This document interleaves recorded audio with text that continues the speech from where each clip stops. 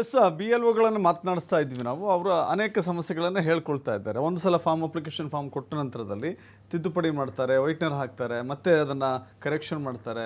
ಅದನ್ನು ತಪ್ಪಿಸಬೇಕು ಅಂದರೆ ಏನು ಮಾಡಬೇಕು? ಇಲ್ಲ, ಈಗ ಫಾರ್ಮ್ ಫಿಲ್ ಮಾಡೋದ್ರ ಬಗ್ಗೆ ಜನರಿಗೆ ಸ್ವಲ್ಪ ಗೊಂದಲ ಇದೆ.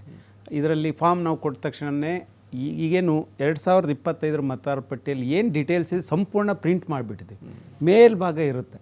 ಹಾಗಾಗಿ ಅದನ್ನೇ ಕೆಳಗೆ ಫಿಲ್ ಮಾಡಬೇಕು. ಆದರೆ ಈ ಕೆಳಭಾಗ ಎಡಭಾಗದಲ್ಲಿ ಫಿಲ್ ಮಾಡುವಂಥ ಸಂದರ್ಭದಲ್ಲಿ 2002ರಲ್ಲಿ ಅವ್ರ ಮತದಾರ ಪಟ್ಟಿಯಲ್ಲಿ ಇವ್ರದೇ ಹೆಸರಿದ್ದರೆ, ಉದಾಹರಣೆ ನನ್ನ ಹೆಸರು 2002ರಲ್ಲಿ ಇದೆ, ನಾನು ಹಾಗಾಗಿ ಎಡಭಾಗದ ಫಿಲ್ ಮಾಡ್ತೇನೆ. ಈ ನಂದು 2002ರಲ್ಲಿ ಇಲ್ಲ ಅಂದರೆ 2025ರಲ್ಲಿ ಅಷ್ಟೇ ಇದೆ, ನನ್ನ ತಂದೆದಿತ್ತು ಅಂದರೆ ಬಲಭಾಗದಲ್ಲಿ ನಾವು ಫಿಲ್ ಮಾಡ್ತೀವಿ. ಇದು ಗಂಡು ಮಕ್ಕಳಿಗೆ ಆಯಿತು ಸರ್. ಹೆಣ್ಮಕ್ಳು ಬಂದಾಗ ಒಂದು ವೇಳೆ ಗಂಡನ ಮನೆಗೆ ಬಂದಿರ್ತಾರೆ, ಆ ಸಂದರ್ಭದಲ್ಲಿ ಯಾರು ಬರೀಬೇಕು? ಅವರು ತಂದೆದೇ ಬರೀಬೇಕು.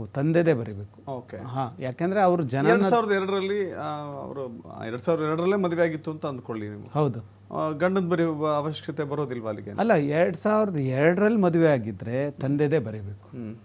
ಅದ್ರ ನಂತರ ಮದುವೆ ಆಗಿದ್ರು ತಂದೆದೇ ಬೇಕು. ಯಾಕಂದರೆ 2002ರದ ಮತದಾರ ಪಟ್ಟಿ ಬೇಸ್ ತಗೋತೀವಿ.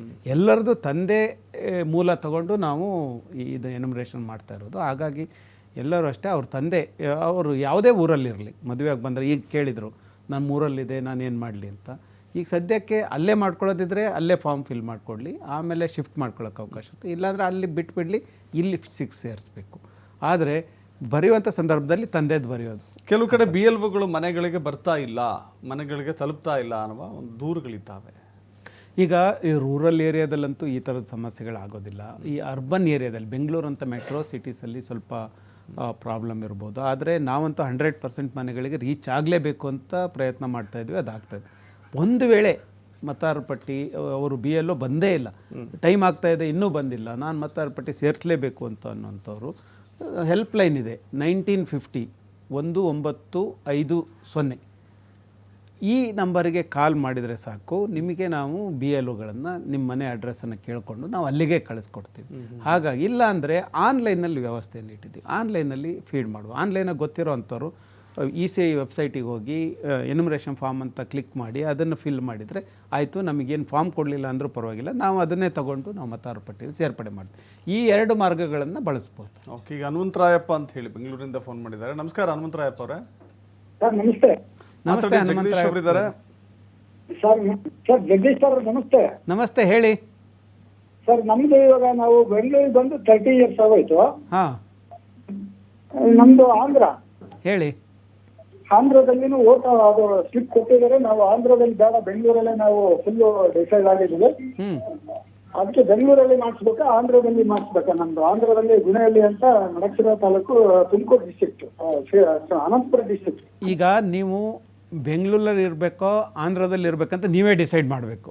ಯಾವುದೇ ಕಾರಣಕ್ಕೂ ಬೆಂಗಳೂರಲ್ಲಿ ಇರಬೇಕು ಅಂದರೆ ಇದುವರೆಗೂ ಮತದಾರ ಪಟ್ಟಿಯಲ್ಲಿ ಹೆಸರು ಸೇರ್ಪಡೆ ಮಾಡಿಲ್ವಾ ನೀವು?